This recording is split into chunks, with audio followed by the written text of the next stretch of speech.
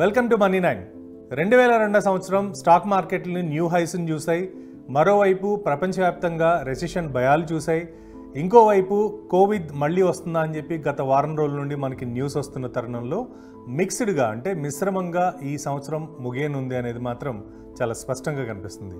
ఇప్పుడు కార్పొరేట్ కబుర్ల ప్రోగ్రాంలో ఈ వారం జరిగిన వార్తలు విశేషాలు ఒకసారి గమనిద్దాం. రిలయన్స్ క్యాపిటల్ ఆన్లైన్ బిడ్డింగ్లో టొరెంట్ గ్రూపు ఈ కంపెనీని చేజిక్కించుకున్నది ఒక ప్రముఖ వార్త కింద మనం ఈ వారం చూడాలి.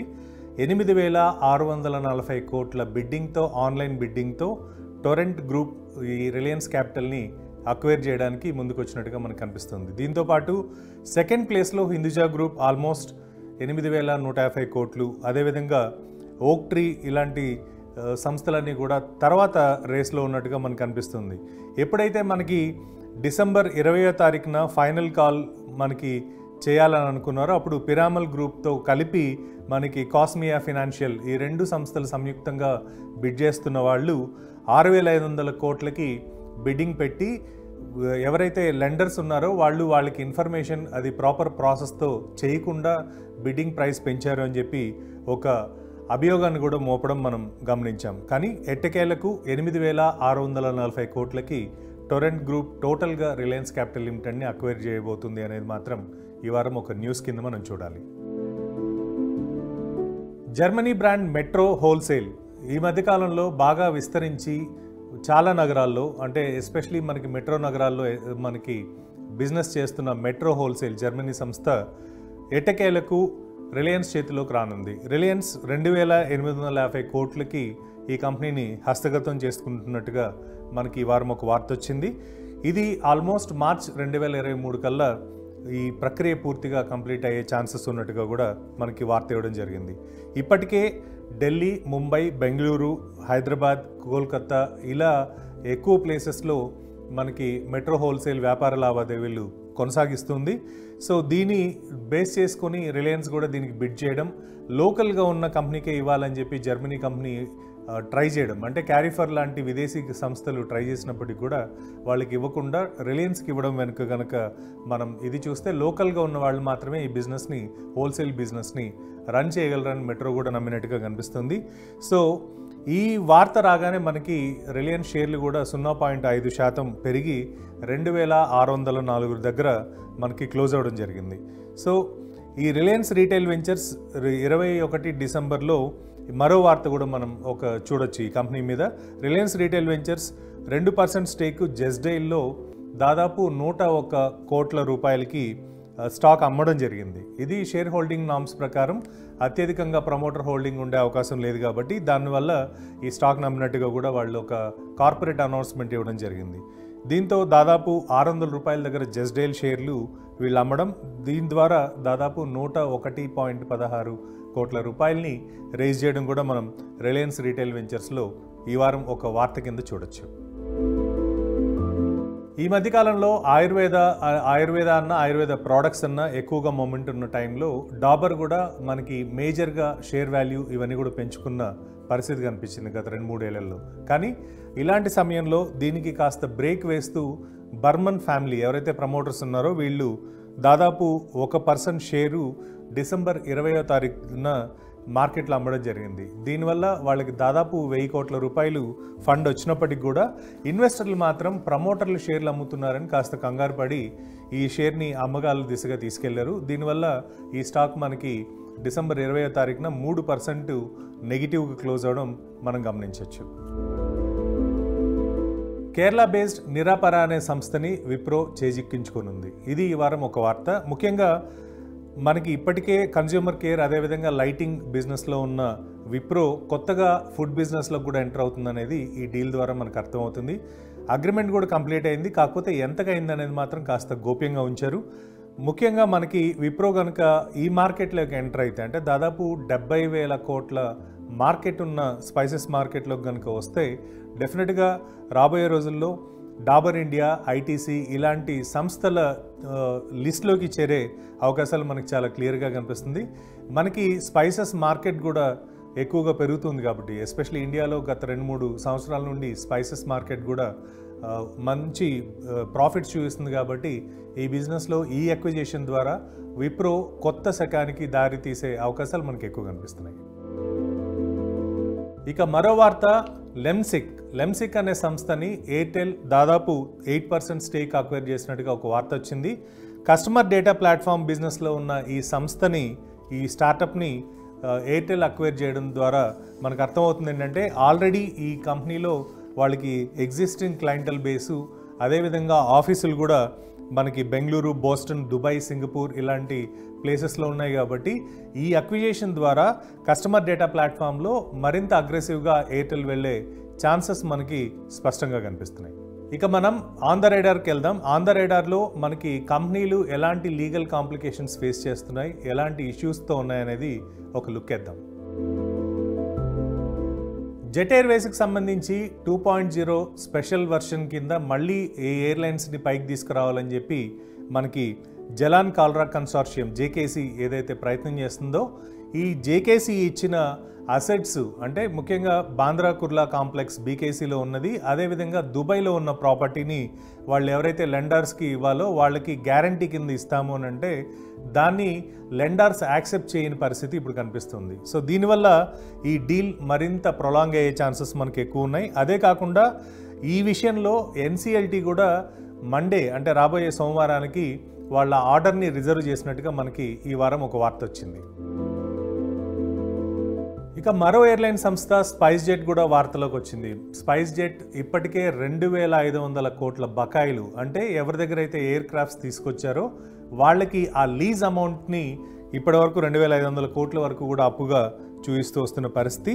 సో ఇలాంటి సమయంలో లెసర్ అంటే ఎవరైతే వీళ్ళకి అద్దెకి విమానాలు ఇచ్చారో వాళ్ళతో మాట్లాడి ఈ 2,500 కోట్లని సిసిడీస్ అంటే కన్వర్టబుల్ డిబెంచర్స్ కింద, కంపల్సరీ కన్వర్టబుల్ డిబెంచర్స్ కింద మార్చడానికి ఒక ప్రయత్నాన్ని చేస్తున్నట్టుగా స్పైస్ జెట్ ఒక న్యూస్ని విడుదల చేసింది. ఇదే కనుక అయితే ఇప్పటి వరకు మనకి లాజిస్టిక్స్ బిజినెస్లో ఉన్న స్పైస్ ఎక్స్ప్రెస్ ఏదైతే ఉందో దాంట్లో ఫస్ట్ ఈక్విటీ ఇచ్చి తర్వాత రీటైల్ ప్యాసింజర్స్ బిజినెస్లో ఉన్న స్పైస్ జెట్లో స్టేక్ ఇచ్చే ఛాన్సెస్ వీళ్ళకి ఎక్కువ కనిపిస్తున్నాయి. సిసిడీస్ ఎప్పుడైతే ఇష్యూ చేస్తారో దీన్ని ఒక కమిట్మెంట్ కింద కూడా, అంటే ఈ మనకి లెసార్స్ ఎవరైతే ఉన్నారో, ఎయిర్ క్రాఫ్ట్స్ ఇచ్చిన వాళ్ళు ఎవరైతే ఉన్నారో వాళ్ళు స్పైస్ జెట్ లాభాలతో పాటు వాళ్ళకు కూడా లింక్ అయి ఉంటుంది కాబట్టి, అంటే ఈక్విటీలోకి ఎంటర్ అవుతున్నారు కాబట్టి ఖచ్చితంగా రాబోయే రోజుల్లో ఈ అప్పు కనుక లేకపోతే స్పైస్ జెట్ ఇప్పుడున్న ఆక్యుపెన్సీ రేషియో వీటినన్నింటినీ కంపేర్ చేసుకొని లెసార్స్ కూడా ఈ నిర్ణయానికి ముందుకు వచ్చే అవకాశాలు ఎక్కువగా ఉన్నట్టు స్పైస్ జెట్ అనౌన్స్ చేసింది. ఇక మరో వార్త, టాటా గ్రూప్ బాంబే హైకోర్టు మెట్లెక్కింది. DGGI director general of GST intelligence ఇచ్చిన నోటీస్, అంటే దాదాపు 1,500 కోట్ల రూపాయలు మీరు పే చేయాలి.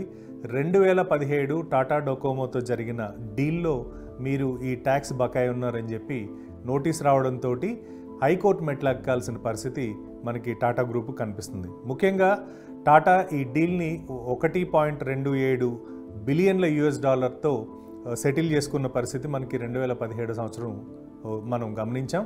కానీ ఇప్పుడు ఆర్టికల్ 226 ప్రకారం దీన్ని జనవరి 9వ తారీఖుకి హీరింగ్కి తీసుకుంటున్నట్టుగా బాంబే హైకోర్టు చెప్పడంతో కొద్దిగా, అంటే జనవరి 9వ తారీఖు కనుక ఫేవరబుల్గా వస్తే టాటా గ్రూప్కి ఇది ఒక మంచి వెసులుబాటు కింద కనిపిస్తుంది. లేకపోతే మాత్రం జిఎస్టీ ఏదైతే నోటీస్ పంపించిందో, ఇంటెలిజెన్స్ నోటీస్ వచ్చిందో దీన్ని పే చేయాల్సిన అవసరం ఎంతైనా ఉంటుంది. ఇక ఈ వారం స్టార్టప్స్ ఏం చేస్తున్నాయి, స్టార్టప్స్లో ఎలాంటి వార్తలు ఉన్నాయో ఒకసారి ఒక లుక్ వేద్దాం. RBI, Razorpay, Cashfree ఈ రెండు సంస్థల్ని కొత్తగా మర్చెంట్స్, అంటే కొత్తగా వాళ్ళ ప్లాట్ఫామ్ మీదకి మర్చెంట్స్ని తీసుకోవడాన్ని టెంపరీగా సస్పెండ్ చేస్తూ ఒక నోటీస్ జారీ చేసింది. ఇది ఇమీడియట్గా డిసెంబర్ 22వ తారీఖు నుండి అమల్లో ఉండే అవకాశం మనకి క్లియర్గా కనిపిస్తుంది.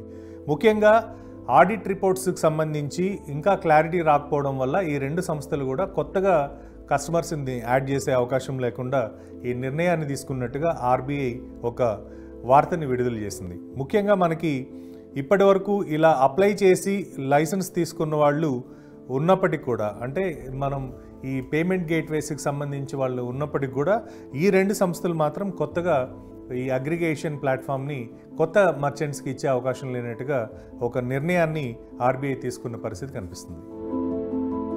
ఇక స్టార్టప్లో మరో వార్త, బిగ్ బాస్కెట్ దాదాపు 200 మిలియన్లు టాటా డిజిటల్ అండ్ మిగిలిన ఇన్వెస్టర్ల దగ్గర నుండి కూడా ఫండ్ రైజ్ చేయడంతో ప్రస్తుతం వాల్యుయేషన్ మనకి ఆల్మోస్ట్ 3.2 బిలియన్లకి పెరిగింది. ఇదే కాకుండా అడిషనల్గా మనకి టాటా డిజిటల్ ఆల్మోస్ట్ 64% దీంట్లో హోల్డ్ చేస్తూ ఉంది. కాబట్టి రాబోయే రోజుల్లో ఈ కంపెనీని ఐపీఓకి తీసుకెళ్లే ఆలోచనలో కూడా ఉన్నట్టుగా మనకి ఈ వారం ఒక వార్త రావడం జరిగింది. ఇదే కాకుండా మనకి కంటిన్యూస్గా ఇప్పటివరకు ఎవరైతే మియర్ అసెట్ కావచ్చు, యూకేస్ సిడిసి కావచ్చు, ఇలాంటి ఇన్వెస్టర్లందరూ కూడా బిగ్ బాస్కెట్లో ఉన్నారు. వీళ్ళందరూ కూడా ఈ ట్రాన్సాక్షన్కి ఓకే అని చెప్పడం ద్వారా 2025 కల్లా దాదాపు మనకి అంటే ఈ ఐపీఓకి వచ్చే ఛాన్సెస్ కూడా చాలా క్లియర్గా కనిపిస్తున్నాయి. ఐపీఓ వరకు కూడా $200 మిలియన్ ఫండింగ్ రైజ్ చేశారు. ఇది సరిపోయే అవకాశం ఉందని చెప్పి కూడా కంపెనీ ఒక వార్తను అనౌన్స్ చేసింది. గూగుల్ రాబోయే రోజుల్లో $75 మిలియన్ల కేవలం ఉమెన్ ఎంటర్ప్రెన్యూర్స్ ఎవరైతే ఉన్నారో వాళ్ళకి సంబంధించి స్టార్టప్స్ ఏవైతే ఉన్నాయో వాటికి ఫండ్ చేయడానికి ఒక నిధిని కేటాయించడం జరిగింది.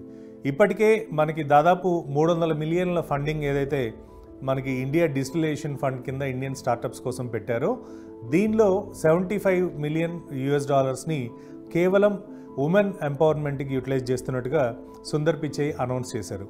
దీనివల్ల ఇప్పటి వరకు మనకి దాదాపు 2014 నుండి 2022 వరకు 11.34 బిలియన్ మాత్రమే మనకి ఈ స్టార్టప్స్లో ఇప్పటి వరకు పెట్టుకుంటూ పోయారు. దీనికి అడిషనల్గా $75 మిలియన్ కనుక యాడ్ అయితే ఆల్మోస్ట్ 8.37% ఇండియన్ స్టార్టప్ ఫండింగ్ ఏదైతే కరెంట్ దీంట్లో ఉమెన్ చేస్తున్నారో ఇది మరింత పెరిగే అవకాశం ఉన్నట్టుగా కూడా గూగుల్ అంటుంది.